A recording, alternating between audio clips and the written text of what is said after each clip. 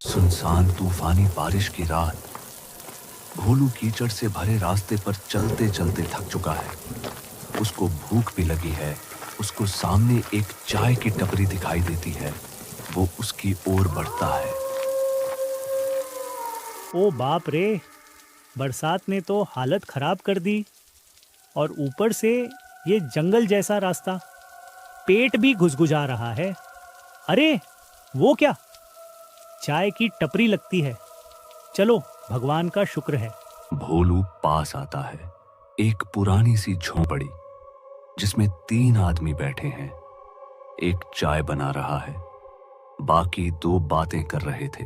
राम राम भैया, चाय मिलेगी क्या? बारिश की वजह से तो हालत ही बुरी हो गई। हाँ हाँ बाबूजी, मिल जाएगी। बारिश में चाय न मिले तो जिंदगी अधूरी लगती है। आओ बैठो। मुसाफिर लगते हो, कहाँ से आ रहे हो? बैरागपुर गांव से। दोस्त की शादी में आया था। अब ट्रेन पकड़नी है, अगली जगह जाना है। पर अब तो लग रहा है कि पेट भरे बिना ट्रेन नहीं पकड़ी जाएगी। ये कहकर भोला उनके पास जाकर बैठ जाता है और हरिया चाय बनाने लगता है। कुछ ही देर में हरिया चाय बना के ले आता है। ठीक कहा बाबू, खाली पेट मुसाफिरी भारी पड़ती है। लो चाय लो और थोड़ा सा आराम कर लो। सभी मजे से चाय पीने लगते हैं, पर बाहर बारिश अभी थमने का नाम ही नहीं ले रही थी। हमारे गांव की बरसात कुछ पुरानी बातें भी साथ ले आती है। अगर मन करे तो हम तीनों की कुछ कहानियां सुन लो। पुरानी हैं, पर सच्ची। हाँ हाँ भाई, ज़रूर। वैसे भी बाहर तो बारिश हो रही है और कहानियाँ सुनने में मज़ा भी आएगा और समय भी बीत जाएगा। बहुत साल पहले मैं यहीं चाय बेचता था। एक रात बारिश ऐसी ही हो रही थी। एक औरत आई थी, अकेली, भीगी हुई। कहने लगी, उसका बच्चा बीमार है, गांव से डॉक्टर बुलाना है। मैंने अपना साइकिल दिया और वो चली गई। फिर वो कभी नहीं लौटी और अगली सुबह मेरा शव उसी रास्ते में पेड़ से लटकता मिला। कहते हैं मैंने खुदकुशी की, पर मेरी तो कोई वजह ही नहीं थी। अरे फिर वो औरत? आज तक कोई नहीं जान पाया कि वो औरत कौन थी। अरे ये तो कुछ नहीं, मैं किसानी करता था। एक रात खेत में हल चला रहा था। बिजली कड़क रही थी। तभी देखा दूर एक बच्चा बैठा है, भीगा हुआ, कांप रहा। उसे घर ले आया। माँ ने कहा कि वो बच्चा तो 3 दिन पहले मरा था। मैं हंस पड़ा, पर उसी रात मेरी माँ की मौत हो गई और अगली सुबह मेरी आंख कभी नहीं खुली। हे भगवान! तो ये बच्चा? कहते हैं कुछ आत्माएं अपने साथ किसी को ले जाती हैं, शायद मुझे भी। अरे ये कोई कहानी है? भाई तुम मेरी कहानी सुनो। मैं डाकिया था, चिट्ठियां लेकर दूर दूर तक जाता था। एक दिन मुझे एक चिट्ठी मिली। अपने मरने का समय जानने वाला इंसान समय से पहले मर जाता है। हंस दिया उस पर अगले दिन मेरी चिट्ठी मेरे ही नाम की थी और पता लिखा था श्मशान घाट। उसी शाम बिजली गिरने से मैं मरा। क्या मतलब? ये सब कैसे? आप सब तो जिंदा हो, कहानियों में खुद को ही मार रहे हो।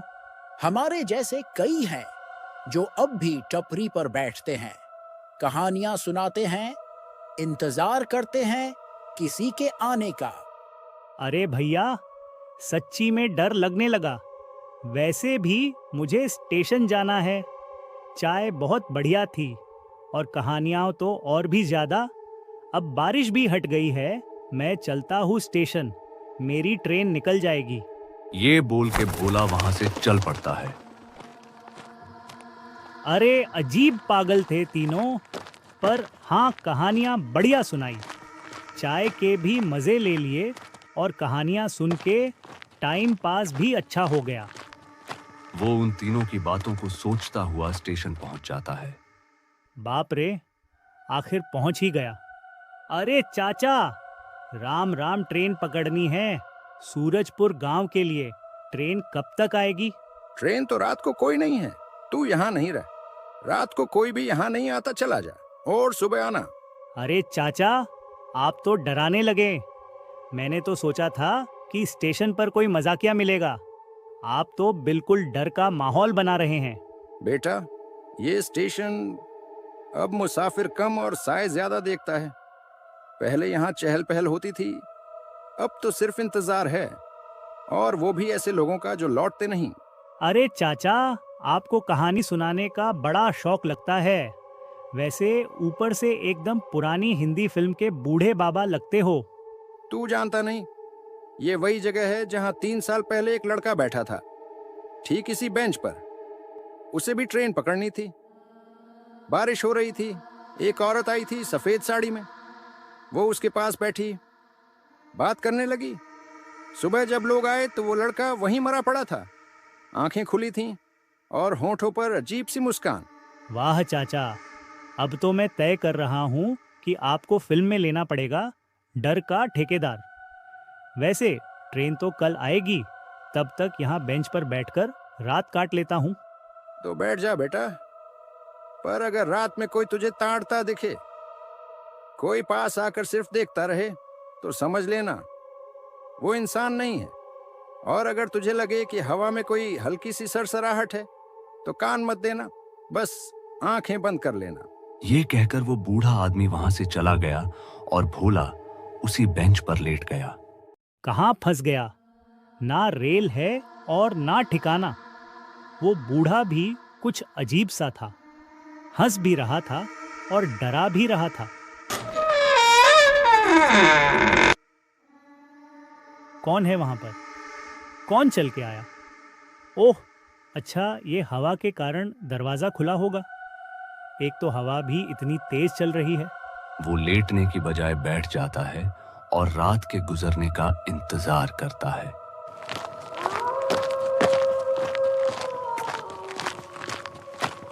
अरे कौन है वहां? अभी तो कोई नहीं था। कहीं वो बूढ़ा फिर से वापस तो नहीं आ गया? उसको फिर से चलने की आवाज आई, जैसे कोई स्टेशन के पीछे चल कर जा रहा हो। कुछ तो है, कुछ तो गलत है इस जगह में। शायद वो बूढ़ा सही बोल रहा था, तू अकेला नहीं है। स्टेशन के सब तरफ देखने के बाद भोला वापस बेंच पर आकर बैठ जाता है। वो तीनों जो चाय की टपरी पर मिले थे, वो वहां आते हैं। अरे तुम लोग फिर से? अजीब बात है, कहाँ से आ रहे हो इतनी रात को? हम तो यहीं थे, इंतजार कर रहे थे तुम्हारा। हम भी तुम्हारे जैसे ही थे मुसाफिर, पर मंजिल तक कभी पहुंच न सके। हम तो बस तुमको देखने आए हैं। हमें लगा होगा कि तुम यहाँ बैठकर अकेले हो गए होंगे। अब तू भी यहीं रुक जा, सफर बहुत लंबा हो गया तेरा। अब विश्राम कर ले। वैसे भी भोलू घर जाके क्या ही मिलेगा, हमें देख यहाँ पर रहकर ही अपना टाइम काट रहे हैं। अरे अरे, ये क्या बात हुई भाई? मैं तो बस अपने घर जा रहा हूँ। विश्राम तो घर जाकर ही करूँगा। तेरा घर तो अब यहीं है। अब तू हमारे साथ ही रहेगा, कहीं नहीं जाने देंगे हम। अब तुमको इतने समय बाद हमारे साथ बैठकर किसी ने चाय पी है। क्या बकवास कर रहे हो? ये मजाक का वक्त नहीं है। तुम लोग मुझे क्यों रुकोगे घर जाने को? मैं तो अपने घर जाकर ही आराम करूंगा। तभी तीनों अपने इंसानी रूप से बाहर आ जाते हैं, पैर भी जमीन से नहीं लगे हुए। भोला अब पहचान गया था कि वो आत्माएं हैं, इंसान नहीं। कोई है, कोई बचाओ। वो लोग इंसान नहीं है। हे भगवान! भोला वहां से बचकर भाग रहा होता है, तभी वो बूढ़ा आदमी वहां आ जाता है। चुप रहो, भागो यहाँ से। मैंने पहले ही कहा था तुमसे यहाँ पर नहीं आओ। ये से थोड़ा आगे एक मंदिर है, वहां पर चलो, वही एक रास्ता है बचने का। वो कौन है? क्या मैं मरने वाला हूँ? नहीं, अगर तुम्हें बचना है तो पीछे मंदिर की तरफ वाले रास्ते से भागो, जल्दी। वो दोनों मंदिर वाले रास्ते की ओर भागते हैं और वो साए उनके पीछे पीछे आते हैं। रुक जा भोलू, तेरा अब ऐसे भागने का कोई फायदा नहीं। तू अब हमसे बचकर कहीं नहीं जा सकता। अब तेरे पास सिर्फ एक ही रास्ता है, खुश को हमारे हवाले सौंप दे, तुमको मरने में कम दर्द होगा।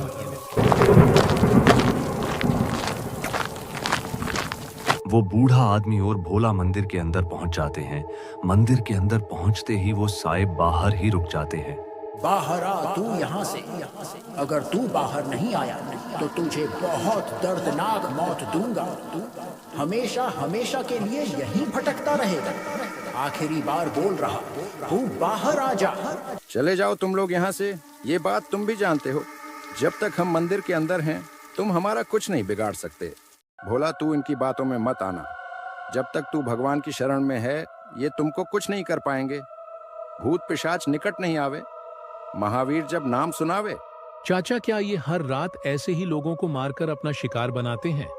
शुक्र है भगवान का मैं बच गया, वरना आज मारा जाता। धन्यवाद चाचा, आपकी वजह से मैं आज बच गया। अभी मैं चलता हूँ। बेटा, रात की खामोशी और वीरान रास्ते इंसान को कई बार निगल जाते हैं।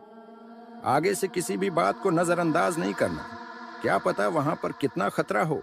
ये सिलसिला अभी भी खत्म नहीं हुआ। हर रात कोई न कोई मुसाफिर आता और वहीं पर रह जाता। हाँ हाँ, चाय भी मिलेगी और कहानियां भी।